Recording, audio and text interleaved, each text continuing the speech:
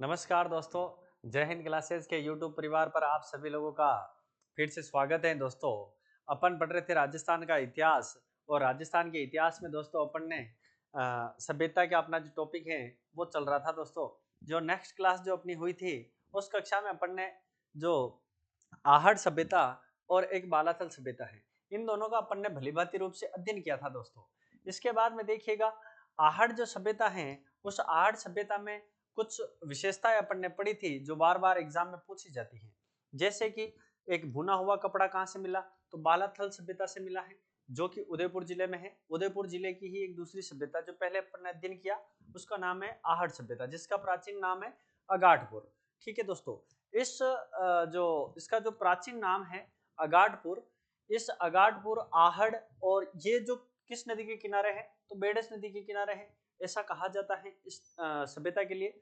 और देखिएगा जो आहड़ सभ्यता है, आहड़ सभ्यता को ताम्रकालीन सभ्यता की मतलब है जो ताम्र संचयी सभ्यता कहा जाता है, ताम्र संचयी सभ्यता। एक क्वेश्चन आता है अपने सभ्यता से संबंधित जिसमें पूछा जाता है ताम्र सभ्यता की जननी।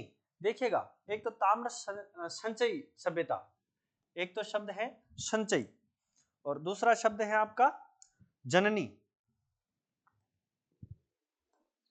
एक नाम है संचयी और दूसरा नाम है जननी।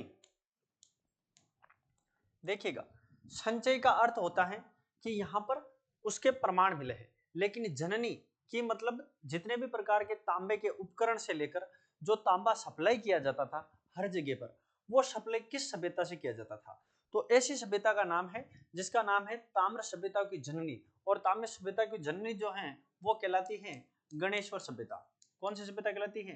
गणेश्वर सभ्यता। देखिएगा गणेश्वर सभ्यता को जननी क्यों कहा जाता है? किसकी? ताम्र सभ्यता की। ताम्र सभ्यता, ताम्र सभ्यता की जननी क्यों कहते हैं? जननी क्यों इसलिए कहते हैं क्योंकि ये पहले प्रश्न है, उसको डाउट क्लियर कर देता हूं। क्योंकि अपनी जो अगली सभ्यता होगी वो सभ्यता किस नाम से जानी जाएगी? वो सभ्यता होगी आपकी गणेश्वर सभ्यता। देखिएगा गणेश्वर सभ्यता सब लोगों ने पढ़ रखा है कि नीम का थाना स्थान है वहां पर पड़ती है, और गणेश्वर सभ्यता पहले सीकर जिले में पड़ती थी, लेकिन अब अगर देखा जाए तो कोटपुतली बहरोड के अंतर्गत इसको शामिल किया गया है, इस स्थान को नीम का थाना, जो कि पहले पूर्व में जो 50 जिले बने थे उस समय नीम का थाना को जिला घोषित किया गया था, लेकिन जिला इसको बनाया नहीं गया था। ठीक है ना, आप लोग विशेष ध्यान रखेगा कि 8 जो नए जिले बने हैं राजस्थान में, उन सभी जिलों को आप नाम जरूर याद रखें, और कौन सा सभ्यता स्थल है वो इधर से इधर हुआ है उसका भी विशेष ध्यान रखें। क्यों? क्योंकि पुराना जिला ना पूछकर अब नया जिला पूछ लिया जाएगा तो नए जिले में अपने को समस्या आएगी। देखिएगा दोस्तों ऐसे गणेश्वर सभ्यता चेंज हुई है, वैसे के वैसे एक सभ्यता और चेंज होती है जिस सभ्यता का नाम है जोधपुरा सभ्यता। जोधपुरा, देखिए जोधपुरा सभ्यता, जो जोधपुरा सभ्यता है यह सभ्यता पहले किस में आती थी? जयपुर में। लेकिन जोधपुरा सभ्यता वर्तमान में कहां पर आती है? तो वर्तमान में यह कोटपुतली में आती है। कोटपुतली बहरोड, ये कोटपुतली बहरोड में आती है। अब वर्तमान में अगर वर्तमान में ये सभ्यता कोटपुतली बहरोड में आती है तो कोटपुतली बहरोड अपने को करना पड़ेगा, अपन जयपुर नहीं कह सकते। और ऐसा नाम है कि जोधपुरा, जोधपुरा नाम देखकर हर कोई भी चक्कर में पड़ता है और इसका आंसर कर देता है जोधपुर, जबकि जोधपुर गलत है। और यहाँ पर अब सही आंसर क्या हो जाएगा अपना इसका? तो वर्तमान में कहां पर है? तो कोटपुतली बहरोड है। तो कोटपुतली बहरोड को आपको ध्यान रखना पड़ेगा विशेष रूप से। जो जो चेंज हुआ है उसको एक पेज पे अलग कर दें, अपन सभ्यता पढ़ के कौन सी सभ्यता कहां से चेंज हुई है उसका एक सेशन लेकर आएंगे अपन और सब लोग देखेंगे। तो देखिएगा आज की जो सभ्यता है वो अपनी वो सभ्यता रहेगी अपनी गणेश्वर सभ्यता। ठीक है, सबसे पहला टॉपिक डाल देंगे अपन गणेश्वर सभ्यता। गणेश्वर सभ्यता, गणेश्वर सभ्यता, गणेश्वर सभ्यता जो है वो किस स्थान पर है? तो नीम का थाना, नीम का थाना में स्थित है। ठीक है, पहले किस जिले में आती थी? पहले सिक्कर में,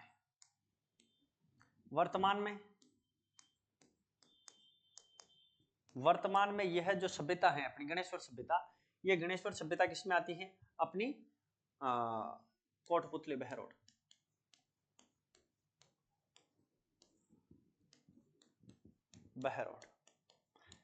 एक और जिले का नाम चेंज हुआ है राजस्थान में।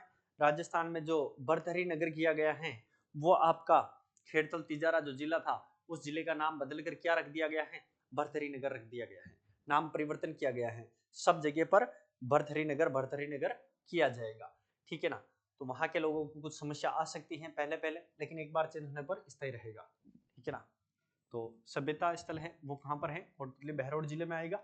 और इस गणेश्वर जो सभ्यता है, इस सभ्यता के बारे में सबसे पहले बात की जाए कि गणेश्वर सभ्यता की देखिएगा हल्की फुल्की से पहले जानकारी, एक बार सामान्य परिचय की ओर चलते हैं, फिर बाद में यहाँ पर क्या क्या मिला है, यहाँ पर किसने उत्खनन किया है, यहाँ पर घर किस प्रकार के मिले हैं, ठीक है ना। तो देखिएगा सबसे पहले बात अपन ने की थी कि इसको ताम्र सभ्यता की जननी कहा जाता है। ये राजस्थान में नहीं, भारत में सबसे प्राचीन सभ्यता स्थल है जहां पर ताम्र सभ्यता की जननी कहा जाता है, जहां पर तांबे के प्रमाण मिलते हैं। और इस सभ्यता का जो कार्बन डेटिंग पद्धति है उस पद्धति के अनुसार इस सभ्यता का जो काल मिलता है वो 2800 ईसा पूर्व का मिलता है। कब का मिलता है? 2800 ईसा पूर्व का मिलता है। तो सबसे पहली बात की जाए कि इस सभ्यता का जो काल है, वो काल कितना मिलता है? तो कार्बन डेटिंग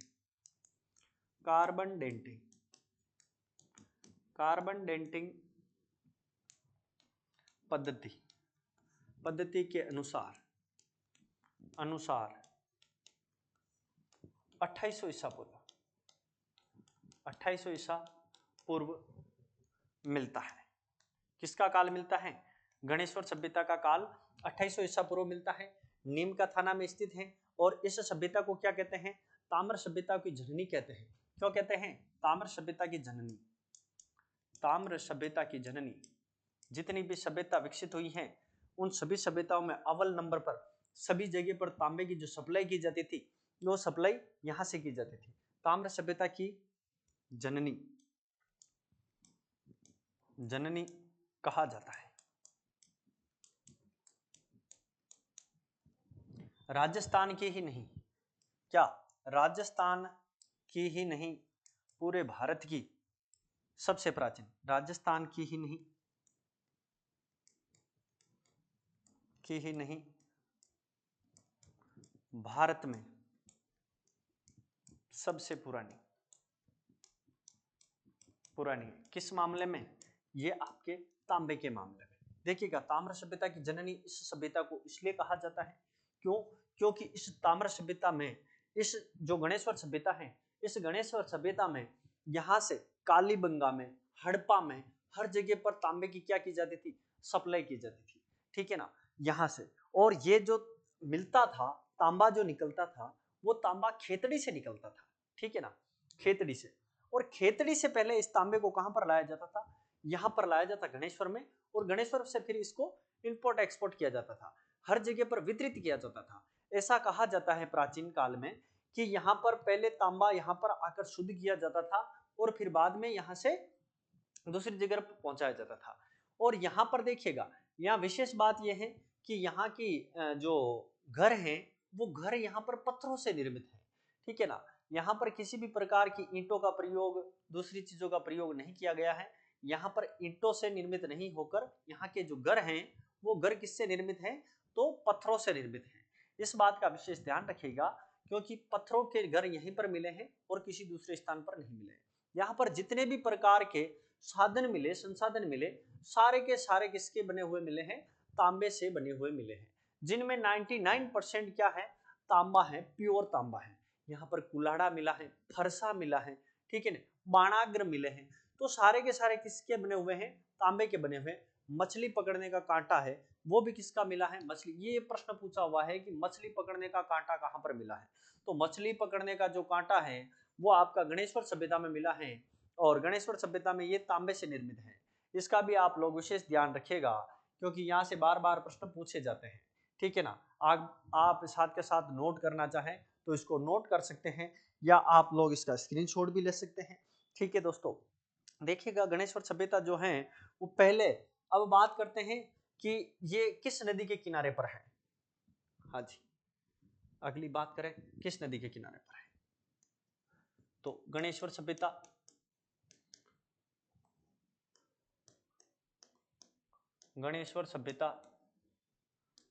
कांतली नदी के किनारे, कांतली नदी के किनारे। हाँ सर, कांतली नदी का थोड़ा सा परिचय पढ़ेंगे।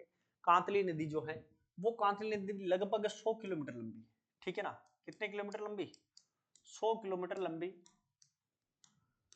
नदी है। इस नदी का उद्गम जो होता है कांतली नदी का, वो कांतली नदी का उद्गम होता है सीकर के खंडेला से, और खंडेला से सीकर से उद्गम होता है, और ये झुंझुनू होती हुई ये नदी सीधी की सीधी निकल जाती है कहां पर? चूरू में, और चूरू में जाकर ये विलुप्त हो जाती है।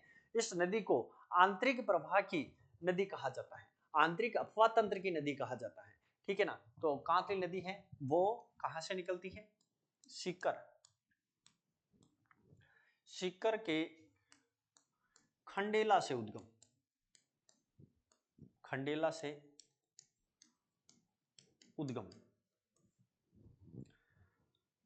चूरू में समाप्त या विलुप्त, चूरू में विलुप्त हो जाती है, विलुप्त हो जाती है। कौन सी नदी? कांतली नदी चूरू में जाकर विलुप्त हो जाती है। और कांतली नदी के किनारे पर कौन सी सभ्यता है? तो गणेश्वर सभ्यता कांतली नदी के किनारे पर बसी हुई है, ठीक है ना। इसका भी विशेष ध्यान रखिएगा। इस जो सभ्यता है गणेश्वर सभ्यता, इसमें एक व्यक्ति आते हैं आरसी अग्रवाल। कौन आते हैं? आरसी अग्रवाल। आरसी अग्रवाल ने 1977 में, कौन सा सन था? 1977 में आरसी अग्रवाल के द्वारा इसका क्या किया गया था? उत्खनन किया गया था। किसका उत्खनन किया गया था? गणेश्वर सभ्यता का उत्खनन किया गया था। आरसी अग्रवाल, इस सभ्यता के अंतर्गत एक नाम आएगा आरसी अग्रवाल। आरसी अग्रवाल का पूरा नाम आप लिख सकते हैं रतनचंद अग्रवाल, रतनचंद अग्रवाल, ठीक है ना। इन्होंने रतनचंद्र अग्रवाल ने 1977 में उत्खनन किया, उत्खनन किया। दूसरी बात लिख सकते हैं आरसी अग्रवाल के लिए कि गणेश्वर सभ्यता को प्रकाश में लाए, गणेश्वर सभ्यता को,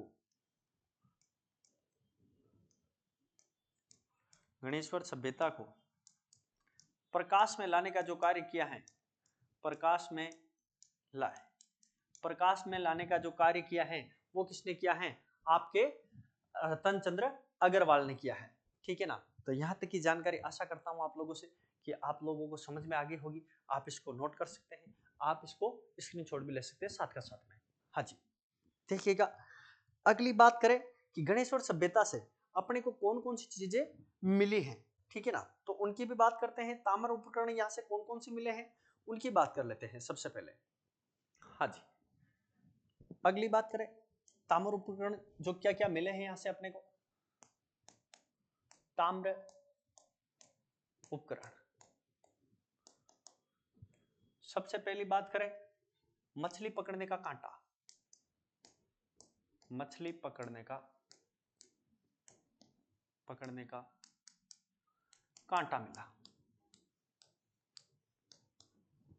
दूसरी बात, कांटा मिला तांबे से निर्मित, तांबे से निर्मित। दूसरी बात करें तीर, भाले, कमान सब मिले यहां से मिले बाणाग्र,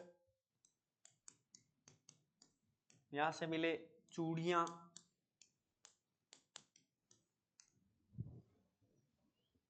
बाणाग्र, चूड़ियां, कुल्हाड़े, फरसे, कुल्हाड़े, फरसे आदि मिले। और ये जितने भी उपकरण हैं सभी उपकरण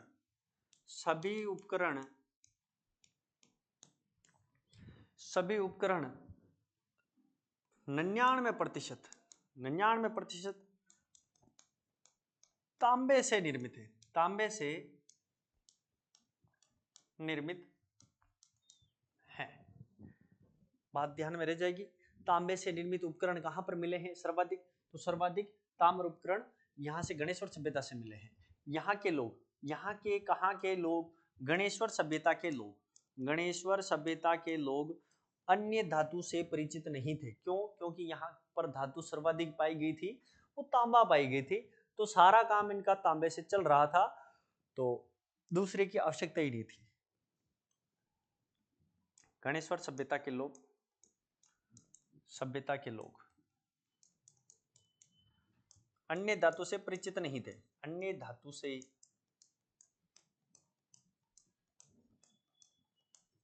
परिचित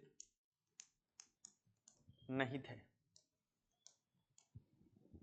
अन्य धातु से परिचित नहीं थे यहाँ के लोग, ठीक है ना। यहाँ के जो घर बनाए गए हैं वो सारे के सारे घर किससे बनाए गए हैं? पत्थरों से निर्मित है। कहाँ से निर्मित, किससे निर्मित है? पत्थरों से निर्मित है यहाँ के घर, ठीक है। आप लोग इसको स्क्रीनशॉट ले सकते हैं, साथ के साथ नोट कर सकते हैं, ठीक है ना। हाँ जी, इसके बाद में देखिए पत्थरों से निर्मित जो घर थे, उन घर में मतलब किसी भी प्रकार का कोई ईंट, किसी प्रकार का कोई मसाला नहीं लगाया गया था। यहाँ पर जो मृद भांड देखिएगा, मृद भांड है वो भी यहाँ पर मिले थे। जो मृद भांड मिले हैं उन्हें कृपाण वर्णी मृद भांड कहा गया। क्या कहा गया है? कृपाण वर्णी मृद भांड भी कहा गया है, ठीक है ना। और इतने सारे अगर उपकरण मिले हैं तो इतनी मात्रा में कोई किसी भी सभ्यता स्थल से तांबे के उपकरण आज दिन तक नहीं मिले। तो राजस्थान ही नहीं, पूरे भारत में, किसमें? पूरे भारत में एक साथ इतने तांबे के उपकरण और कहीं से भी प्राप्त नहीं हुए हैं। अगली बात करते हैं इसकी, गणेश्वर के घर। गणेश्वर सभ्यता में मकान के दो, घर के दो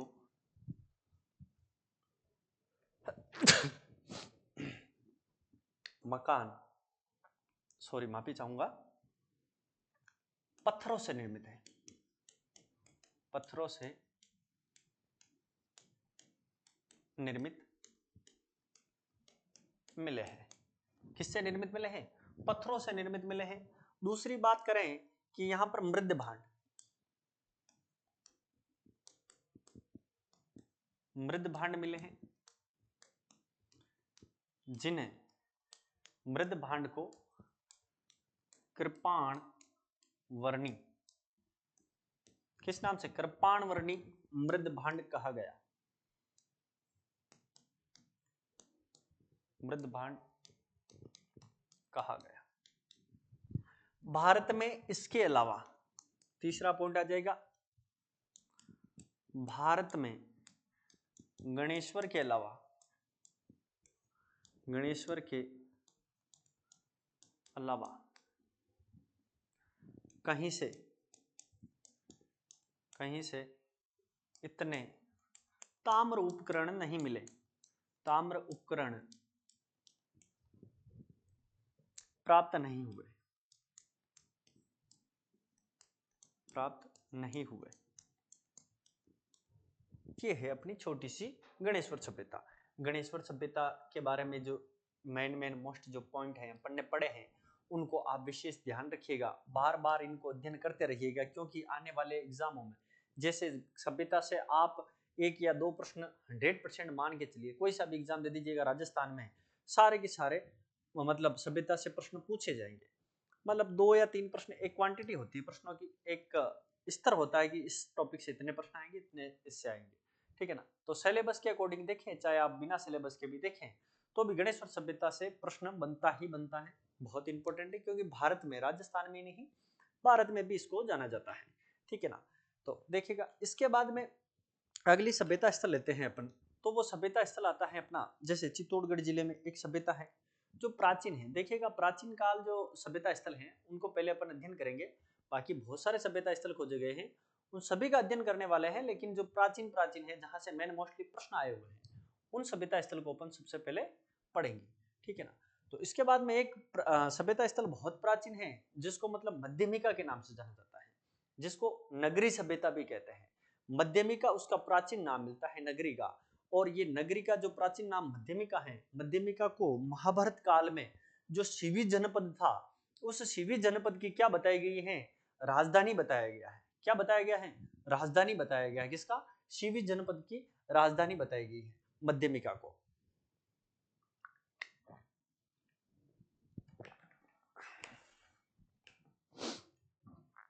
तो अगली सभ्यता स्थल है उसका अपन अध्ययन करेंगे और सभ्यता स्थल का नाम है नगरी। नगरी किस जिले में पड़ती है, नगरी चित्तौड़गढ़ जिले में पड़ती है। किसमें पड़ती है, चित्तौड़गढ़ जिले में। चित्तौड़गढ़ जिले में आप लोग कोटा हाईवे पे जाते हैं अपन, तो उस समय कोटा हाईवे पर एक स्थान है नगरी, और रोड पे ही है, रोड से थोड़ा सा अंदर है 1-2 किलोमीटर। वहां पर देखिएगा कुछ किताबें वाले हैं या कुछ पुस्तकें हैं, उन पुस्तकों में नगरी का शिलालेख और घोसुंडी के शिलालेख दोनों को मिक्स कर दिया गया है, दोनों को एक साथ बताया गया है। जैसे नगरी में जो राजस्थान में सबसे प्राचीन जो एक मंदिर मिलता है, ठीक है ना, नाथ संप्रदाय का, तो उस संप्रदाय के जो मंदिर है, उस मंदिर के वहां पर एक शिलालेख लगा हुआ है जो नगरी सभ्यता का शिलालेख है, न कि गोसुंडी का शिलालेख है। क्योंकि गोसुंडी गांव अलग है, गोसुंडी गांव में वैष्णव संप्रदाय, मतलब एक वैष्णव संप्रदाय का जो मंदिर मिलता है, सॉरी मैंने नाथ संप्रदाय बताया था, तो वैष्णव संप्रदाय का जो प्राचीन मंदिर मिलता है राजस्थान में, वो नगरी में मिलता है। वैसा का वैसा एक मंदिर है जो गोसुंडी गांव में है, और उस गोसुंडी गांव में गोसुंडी शिलालेख है, वो अलग बात रहेगी। जिस शिलालेख का अध्ययन डॉक्टर D.R. भंडारकर के द्वारा किया गया था, ठीक है ना, और वो जो नगरी सभ्यता स्थल है उसकी भी खोज किसके द्वारा की गई थी, D.R. भंडारकर के द्वारा की गई थी। और ये खोज की गई थी जो 1904 में की गई थी, राजस्थान पुरातत्व विभाग के द्वारा करवाई गई थी, डॉक्टर D.R. भंडारकर के द्वारा की गई थी। और यहाँ पर सिक्के मिले हैं, किसके सिक्के मिले हैं, मध्यमिका में जो शिवी जनपद के जो सिक्के मिले हैं, वहां पर मध्यमिका के लेख उत्कीर्ण है। क्या है, लेख उत्कीर्ण है वहां पर। और यहाँ पर जो शिलालेख मिला उसी के साथ साथ में नगरी गांव से पहले देखिएगा नगरी सभ्यता स्थल दूसरी जगह पर है, और हाथीबाड़ा का शिलालेख बिल्कुल दूसरी अलग जगह पर है। हाथीबाड़ा क्यों कहते हैं, क्योंकि एक बार ऐसा माना जाता है कि जब मुगल अकबर आया था यहाँ पर चित्तौड़ में, तो उसने अपने हाथियों को जो ठहरने की व्यवस्था की थी, वो मतलब हाथीबाड़ा शिलालेख में की थी। और हाथीबाड़ा का जो शिलालेख है वो प्राचीन काल में है। हाथीबाड़ा का शिलालेख इतना अच्छा बना हुआ है, जैसे नगरी में अपन जाते हैं तो गवर्नमेंट स्कूल आता है, बड़ी स्कूल, उस बड़ी स्कूल के जस्ट आगे की साइड में हाथीबाड़ा शिलालेख, हाथीबाड़ा है। हाथीबाड़ा मतलब चारों तरफ बड़ी बड़ी शिलाओं से दीवारें बना रखी है, अपना हाथ नहीं पहुंचे उससे, और ऊपर बड़ी बड़ी शिला डायरेक्ट सीधी इतनी बड़ी बड़ी शिलाओं को लेके एक साथ जमाया गया है, जो कि हाथी उनको धकेल के या तोड़ के बाहर ना निकले। तो ऐसी व्यवस्था की थी, वो अकबर ने की थी, ऐसा इतिहास में कहा जाता है, ठीक है ना। लेकिन अकबर ने की थी इसका मतलब ये नहीं कि अकबर पत्थर अपने साथ में लेके आया था, वहां से कहीं से नहीं लाया था, यही थे पहले, व्यवस्था कुछ भी नहीं थी, जहां जगह मिली थी वहीं पर रोक दिया था, ठीक है ना। और रुकने का कारण था क्योंकि ये महाभारत कालीन बहुत प्राचीन बात है, महाभारत कालीन शिवी जनपद की राजधानी होने के कारण यहाँ पर रुका था वो, ठीक है ना। तो अगली जो अपनी सभ्यता स्थल आता है, उस सभ्यता स्थल का नाम है नगरी सभ्यता। नगरी सभ्यता देखिएगा, नगरी सभ्यता है वो कहां पर है, चित्तौड़गढ़ में, चित्तौड़गढ़ में। देखिएगा पूछने का कुछ भी नहीं है, पूछने का तो इसी कोटा हाईवे पर एक छोटा सा मंदिर बना हुआ है, मिंडगी महादेव मंदिर, रीट लेवल 2 में पूछ लिया था इसको, ठीक है ना, मिंडगी महादेव मंदिर है ना। तो कुछ भी पूछा जा सकता है, लेकिन अपन अपनी पूरी कोशिश करेंगे कि अपना 100% दे सके, ठीक है ना। चित्तौड़गढ़ में स्थित है नगरी सभ्यता। नगरी सभ्यता जो है ये है महाभारत कालीन, महाभारत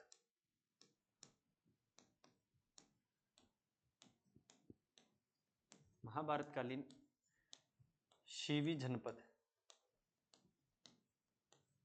कौन सा पद है, शिवी जनपद, शिवी जनपद की राजधानी रहा है। नगरी का प्राचीन नाम मिलता है, प्राचीन नाम क्या मिलता है, मध्यमिका, मध्यमिका या फिर इसी को कहते हैं, देखिएगा, मध्यमिका। दोनों ही नाम आए हुए हैं। मध्यमिका, यहाँ के जो अपने को क्या मिले हैं, सिक्के मिले हैं, सिक्कों पर नाम उत्कीर्ण है। किसके ऊपर? सिक्कों के ऊपर, सिक्कों पर उत्तीर्ण या उत्कीर्ण, उत्कीर्ण।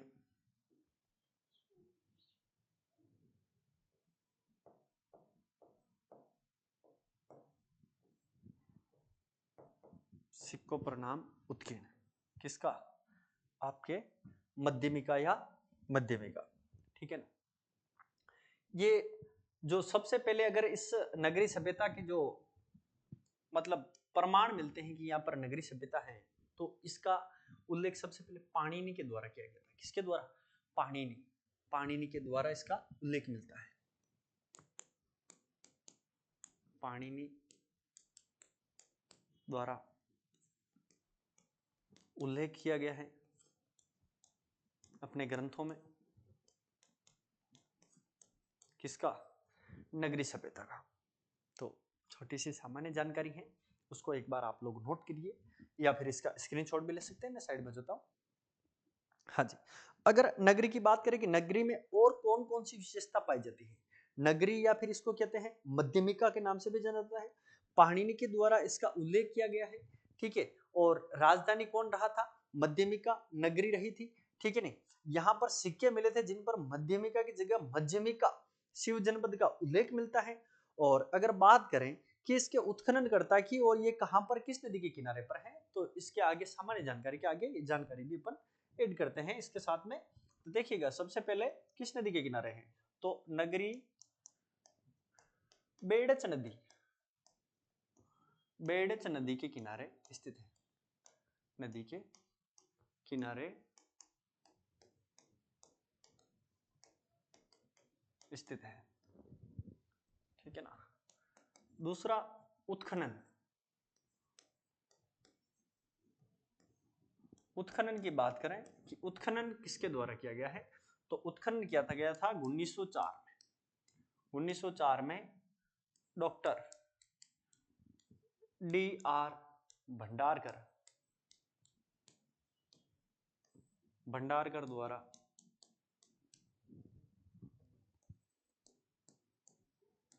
इसका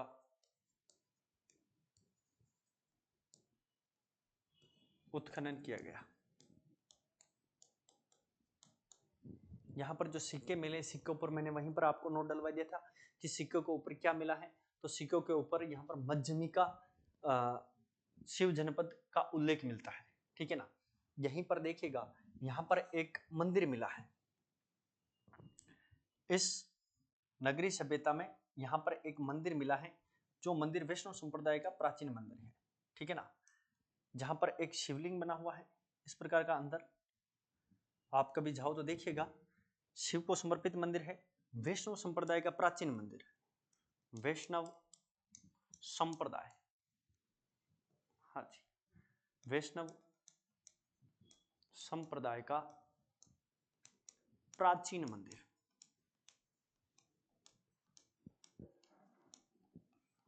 यहां पर एक शिलालेख मिला है, जो शिलालेख नगरी में यहां पर उत्कीर्ण है इस मंदिर के पास में। और ये नगरी गांव के जस्ट बाहर की साइड में एक मंदिर बना हुआ है, सभ्यता स्थल है। आप गोसुंडी शिलालेख को इसके साथ में कभी भी ना जोड़ के देखें, क्योंकि गोसुंडी शिलालेख गोसुंडी गांव में है, जो नगरी से लगभग 2 से 3 किलोमीटर दूर है, आगे है, अन्य जगह पर है, न कि उसी स्थान पर है।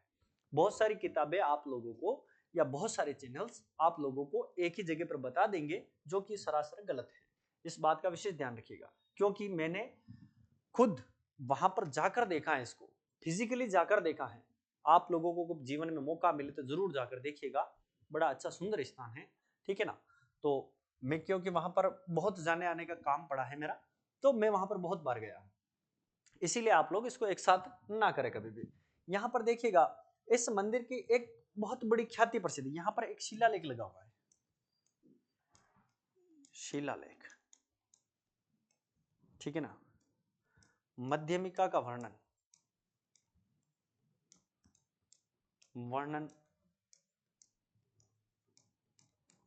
मिलता है।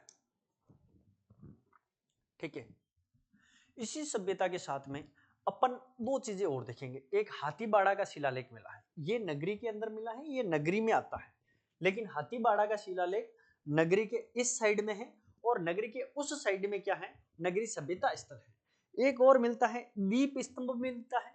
दीप स्तंभ जो हाथीबाड़ा शिलालेख है उसके जस्ट सामने से एक रास्ता जा रहा है, जो एक स्थान है जिसका नाम है गुसाईखेड़ा स्थान है। गुसाईखेड़ा गांव बसा हुआ है आज की डेट में, वर्तमान में वहां पर उस गुसाईखेड़ा गांव के अंदर क्या है, आपका दीप स्तंभ है, जो मतलब पत्थरों से निर्मित है। दीप स्तंभ जहां पर मतलब पिरामिड भी कह सकते हैं, पिरामिड की आकृति का है। ठीक है ना, तो गुसाईखेड़ा का है, वो भी सभ्यता स्थल में गिना जाएगा। तो अगला नेक्स्ट इसके साथ मिल सकते हैं, हाथीबाड़ा का शिलालेख। हाथीबाड़ा का शिलालेख, हाथीबाड़ा का जो शिलालेख है वो है कहां पर, नगरी में ही है, लेकिन स्थान दूसरा है। ऐसा कहा जाता है कि हाथीबाड़ा का जो शिलालेख मिलता है उसमें अकबर ने अपने हाथियों को रोका था। किसने रोका था, अकबर ने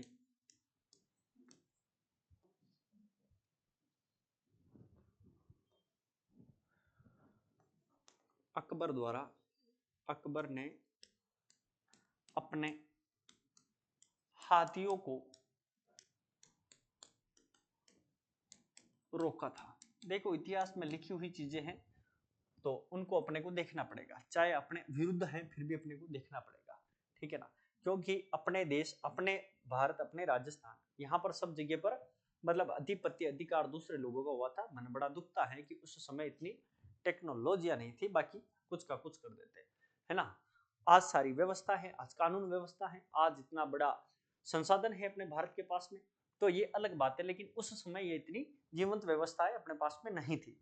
उन्हीं के कारण यहाँ पर अपने को अधीन रहना पड़ा था। एक और अलग मिलता है जिस स्थान का नाम है दीप स्तंभ।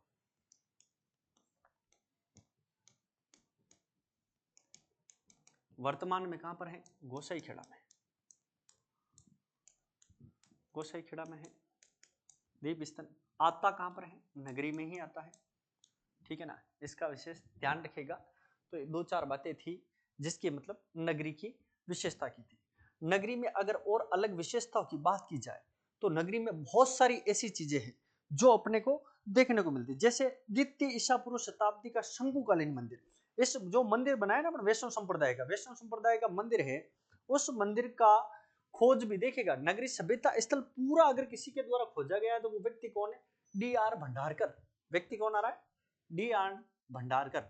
अब अगर मैं आप लोगों को अलग से थ्योरी लिखूं, अलग से कुछ चीजें ऐड करवाऊं, जैसे इसकी खोज किसने की, तो भाई नगरी सभ्यता स्थल है, उस सभ्यता स्थल में मंदिर है तो उस मंदिर की खोज भी कौन करेगा, D.R. भंडारकर।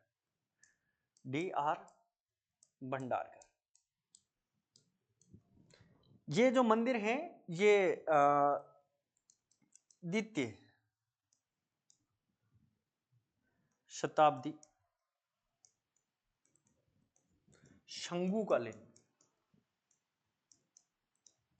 शंकुकालीन मंदिर है। हाँ, ये चीज और ऐड कर सकते हैं। बाकी D.R. भंडारकर अपन ने पहले लिख रखा है उत्खनन में कि उत्खनन में इनके द्वारा खोजा गया था स्थल, वो स्थल यहाँ पर कौन सा है, नगरी में है, जो कि वैष्णव संप्रदाय का प्राचीन मंदिर है जो नगरी में स्थित है। ठीक है ना, यहाँ पर एक शिलालेख है जिसमें मध्यमिका का वर्णन मिलता है। और उत्खनन का कार्य 1904 में राजस्थान के पुरातत्व जो विभाग था, उस पुरातत्व विभाग के द्वारा जिसको अपॉइंट किया गया था वो व्यक्ति का नाम था D.R. भंडारकर था। ठीक है ना, हाथीबाड़ा का शिलालेख इससे अलग हो जाएगा। ठीक है ना, और हाथीबाड़ा के शिलालेख के लिए एक विशेष बात है, वो अलग है कि हाथीबाड़ा का शिलालेख है जो मतलब आपके D.R. भंडारकर के द्वारा नहीं खोजा गया था, ये श्यामलदास दद्दीवाड़िया के द्वारा खोजा गया था। ठीक है ना, तो इसकी खोज की बात की जाए तो इसकी खोज किसने की थी, श्यामलदास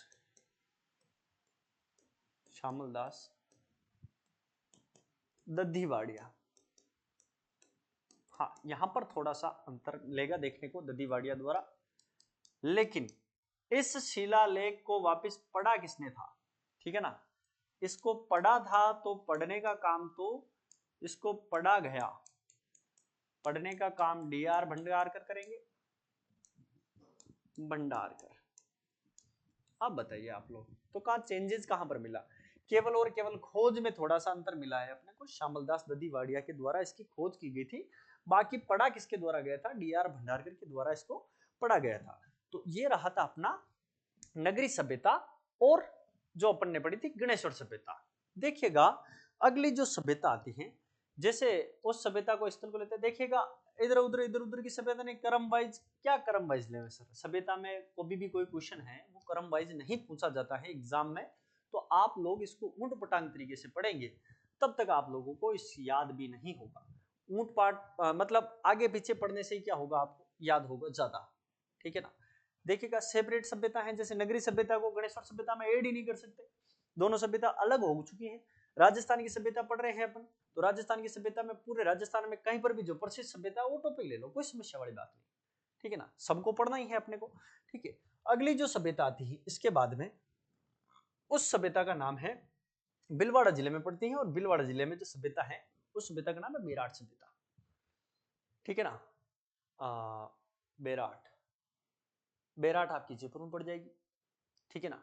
भीलवाड़ा में बेराट नहीं, सॉरी, बागोर सभ्यता, हाँ दोनों के मिलते जुलते नाम है ऐसे, तो माफ कीजिएगा कि बेराट सभ्यता है वो जयपुर में पड़ेगी, भीम डूंगरी, और जो भीम डूंगरी विजय डूंगरी जो बनी हुई है वहां पर अपने को अशोक के शिलालेख भी मिलेंगे, भाबरू के शिलालेख भी मिलेंगे, जो प्रथम शिलालेख है अशोक का वो भी वहीं से मिलेगा, द्वितीय शिलालेख है वो भी वहीं से मिलेगा अपने को, भीम तालाब, भीमलड़, वो सारी की सारी चीजें हैं वो अपने को बेराट सभ्यता जयपुर में देखने को मिलेगी।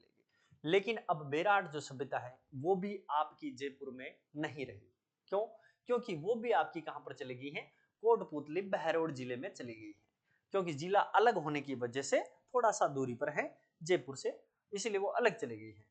यहां पर अपनी सभ्यता आ जाएगी बागोर सभ्यता, सभ्यता का क्या नाम है, बागोर सभ्यता, बागोर सभ्यता। देखिएगा बागोर सभ्यता जो है, बागोर सभ्यता किस जिले में पड़ती है, तो भीलवाड़ा जिले में पड़ती है, किसमें, भीलवाड़ा जिले में, भीलवाड़ा जिले में है।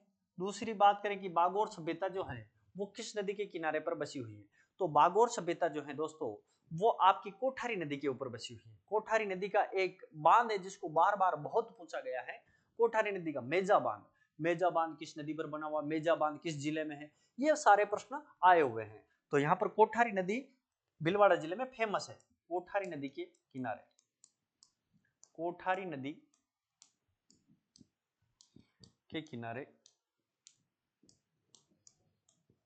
बसी है कौन सी सभ्यता, आपकी बागोर सभ्यता।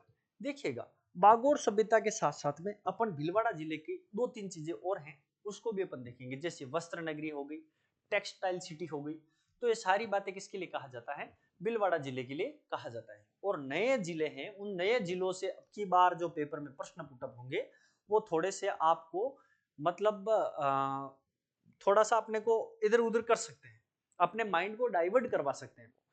पूछना क्या चाह रहा है अपने को, जैसे जैसे अपन गणेश्वर सभ्यता किसी को भी पूछ ले एकदम से पूछे अचानक से, तो वो सीकर जिला बताएगा, क्यों, क्योंकि अपन ने आज दिन तक गणेश्वर सभ्यता नीम का थाना सीकर, नीम का थाना सीकर में ऐसे रटा हुआ है, तो रटना नहीं है, चीजों को समझना है, एक भौगोलिक परिदृश्य उसका भी अपने को बंटवारा करना पड़ेगा, अन्यथा अपन चूक सकते हैं। देखिएगा बागोर सभ्यता जो है, बागोर सभ्यता में जो स्थान मिले हैं, जैसे इसमें आहड़ सभ्यता के समान अवशेष मिले, किसके समान, आहड़ सभ्यता, सभ्यता के समान अवशेष मिले, अवशेष मिले, ठीक है। एक यहां पर मिलता है अपने को महासतिया स्थान, महासतिया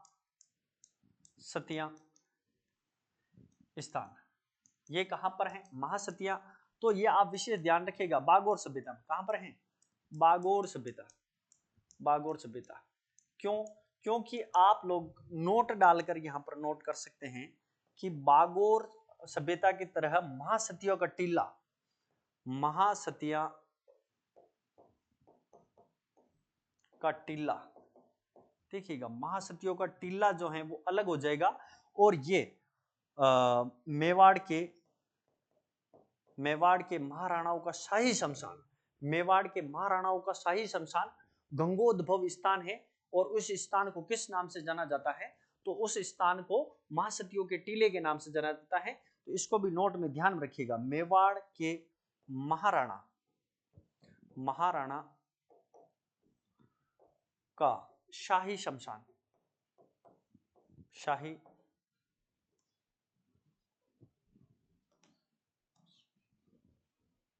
शमशान,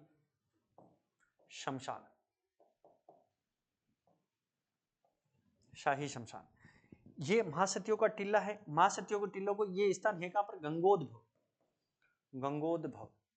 ये प्रश्न आया हुआ है दोस्तों, महासतियों का टीला कहां पर है, तो उदयपुर जिले में है। उदयपुर जिले में इसको महासतियों का टीला इसलिए कहते हैं क्योंकि यहाँ पर जो राजा महाराजा हैं उन राजा महाराजाओं का क्या है, यहाँ पर शाही शमशान है।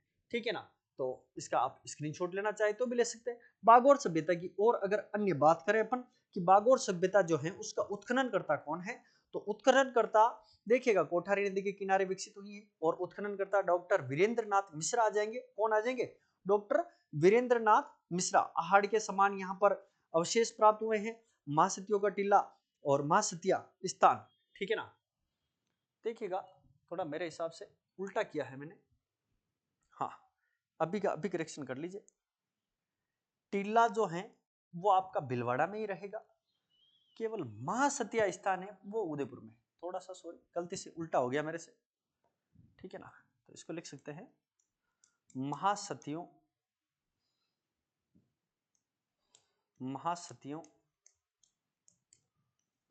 का टीला।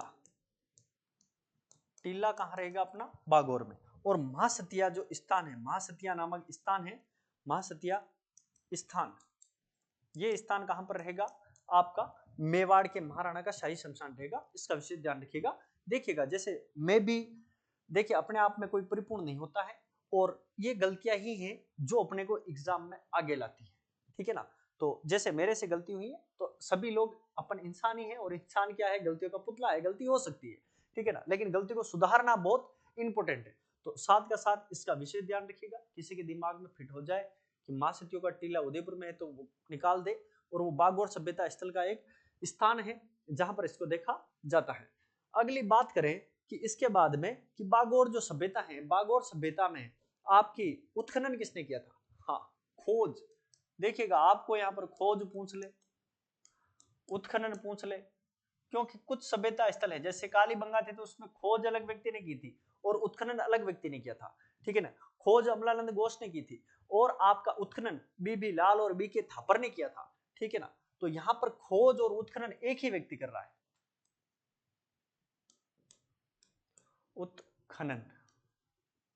उत्खनन एक ही व्यक्ति कर रहा है और वो है डॉक्टर वी एन मिश्रा।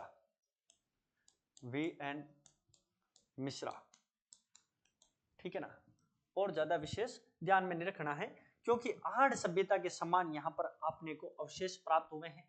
तो आहड़ सभ्यता में अपने को क्या क्या अवशेष प्राप्त हुए हैं, जो पिछली क्लास आप लोगों ने देखी है उसमें अपन ने विधिवत रूप से पढ़ा है।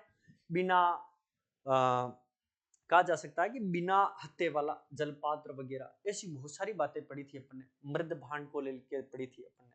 ठीक है ना, ऐसे बहुत सी चीजें जो राजा महाराजाओं के समय में प्रचलित थी और ये कहां पर मिला था, यूं देखा जाए तो इनका संबंध जापान मिस्र तक था।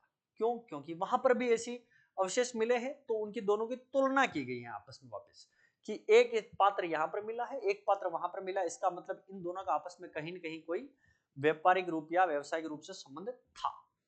ठीक है ना, तो ये दोनों चीजें इनमें संबंध स्थापित करती हैं।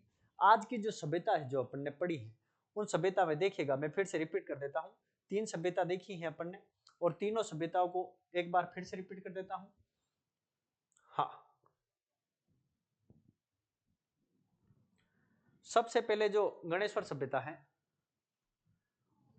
गणेश्वर सभ्यता, ये देखिएगा गणेश्वर सभ्यता नीम का थाना में स्थित पहले सीकर जिले में थी, अब कोटपुतली बहरोड में आती है। और काल अगर इसका देखा जाए किसके अनुसार, कार्बन डेटिंग पद्धति के अनुसार देखा जाए तो 2800 ईसा पूर्व का माना जाता है। और ये ताम्र सभ्यता की जननी कहा जाता है। जननी क्यों कहा जाता है? क्योंकि कालीबंगा, हड़प्पा, इन सभी जगह पर क्या किया जाता था, तांबे की जो सप्लाई की जाती थी वो सप्लाई किसके द्वारा की जाती थी, यहाँ पर गणेश्वर सभ्यता से की जाती थी। राजस्थान की ही नहीं, भारत में सबसे पुरानी सभ्यता है किस मामले में, तांबे के मामले में, ताम्र सभ्यता के मामले में। अगली बात की जाए कि अगली लिखी थी अपन ने, गणेश्वर सभ्यता कांतली नदी के किनारे पर है। कांतली नदी 100 किलोमीटर लंबी है, सीकर में खंडेला से उद्गम होता है और चूरू में जाकर विलुप्त हो जाती है। आंतरिक प्रवाह की नदी है, आंतरिक अफवाह तंत्र की नदी है। यहाँ पर एक व्यक्ति आता है आरसी अग्रवाल। आरसी अग्रवाल ने, रतन चंद्र अग्रवाल ने 1977 में क्या किया था, उत्खनन किया था किसका, अपनी गणेश्वर सभ्यता का। और गणेश्वर सभ्यता को प्रकाश में लाने का जो श्रेय जाता है वो भी कौन है, आरसी अग्रवाल ने किया था। एक आरसी मजूमदार भी आते हैं, वो अलग व्यक्ति हैं, आरसी अग्रवाल ये अलग है। उपकरण क्या क्या मिले, मछली पकड़ने का कांटा मिला है, तांबे से मिला है। यहाँ पर देखिएगा प्लेट से लगाकर चम्मच तक, छोटी से छोटी सुई से लगाकर एक आलपिन तक तांबे की बनाई जाती थी। क्यों? क्योंकि तांबा यहाँ पर भरपूर था इसलिए बनाई जाती थी। तो यहाँ पर तीर, भाले, कमान, बाणाग्र, चूड़िया, कुलाड़े, फरसे, सारे की सारी चीजें जो मिली है वो किसकी मिली है, 99% उनमें क्या है, तांबा है। कहीं कुछ थोड़ी सी कोई मात्रा में दूसरी धातु होगी। गणेश्वर सभ्यता के लोग अन्य धातु से परिचित नहीं थे। क्यों? क्योंकि तांबा बहुत ज्यादा मात्रा में था तो दूसरी धातु की जरूरत नहीं पड़ी। तीसरी बात करें, गणेश्वर सभ्यता में मकान पत्थरों से निर्मित है। मतलब यहाँ पर मकान मिट्टी या ईंटों से ना बनाकर यहाँ पर मकान पत्थरों से निर्मित है। यहाँ पर मृद भांड मिले जिन्हें कृपाण वर्णी मृद भांड कहा गया है, इसका विशेष ध्यान रखिएगा। भारत में गणेश्वर के अलावा कहीं से इतने ताम्र उपकरण नहीं मिले। क्यों? क्योंकि यहाँ पर तांबे ज्यादा था तांबा, इसलिए इतना बड़ा स्थल और कहीं पर भी नहीं खोजा गया। अगली सभ्यता देखी थी अपन ने, नगरी सभ्यता। नगरी सभ्यता चित्तौड़गढ़ जिले में स्थित है और महाभारत कालीन शिव जनपद की राजधानी क्या बनी हुई थी उस समय, नगरी थी। नगरी का नाम, प्राचीन नाम मिलता है मध्यमिका, और मध्यमिका की जगह यहाँ पर मिलता है मध्यमिका। और मध्यमिका किसके ऊपर लिखा हुआ है, तो सिक्कों पर उत्कीर्ण है, यहाँ के जो प्राचीन सिक्के मिले हैं उनके ऊपर। और पाणिनि द्वारा उल्लेख किया गया था किसका, नगरी सभ्यता का उल्लेख सर्वप्रथम किसके द्वारा किया गया था, तो पाणिनि के द्वारा किया गया था। इसका भी विशेष ध्यान रखिएगा। अगली बात करें कि नगरी बेडस नदी के किनारे स्थित है। नगरी जो सभ्यता है वो किस नदी के किनारे स्थित है, बेडस नदी के। उत्खनन की बात की जाए 1904 में डॉक्टर डी.आर. भंडारकर के द्वारा इसका उत्खनन किया गया था। नगरी में एक मंदिर मिला है जो कि आपका वैष्णव संप्रदाय का सबसे प्राचीन मंदिर है। यह मंदिर द्वितीय शताब्दी का शंकुकालीन मंदिर भी कहलाता है और डी.आर. भंडारकर के द्वारा इसकी खोज की गई थी। यह मंदिर है, यहाँ पर एक शिलालेख मिला है, शिलालेख में मध्यमिका की क्या मिलती है, जानकारी मिलती है।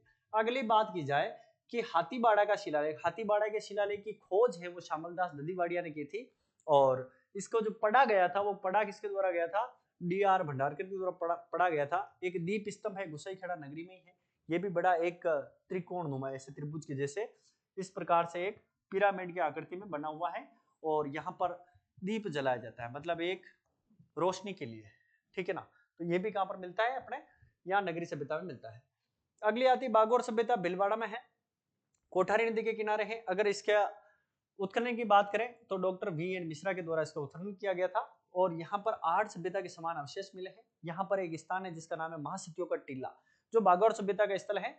और नोट, महासतियों का जो स्थान है वो मेवाड़ के महाराणा का शाही शमशान हुआ करता था, गंगोदभड़ आहड़ में है, गंगोदभव, जो कि अपन ने पढ़ा था आर्ट सभ्यता में। अगाड़पुर इसका आर्ट सभ्यता का प्राचीन नाम मिलता है और ये है अपनी बागौर सभ्यता कोठारी नदी के किनारे पर। और इसके बाद में जो सभ्यता स्थल आएंगे उस सभ्यता को पढ़ने वाले हैं अपन अगली क्लास में। तब तक के लिए जय हिंद, जय भारत, सब स्वस्थ रहिए, मस्त रहिए। तब तक के लिए मिलते हैं फिर अगली क्लास में।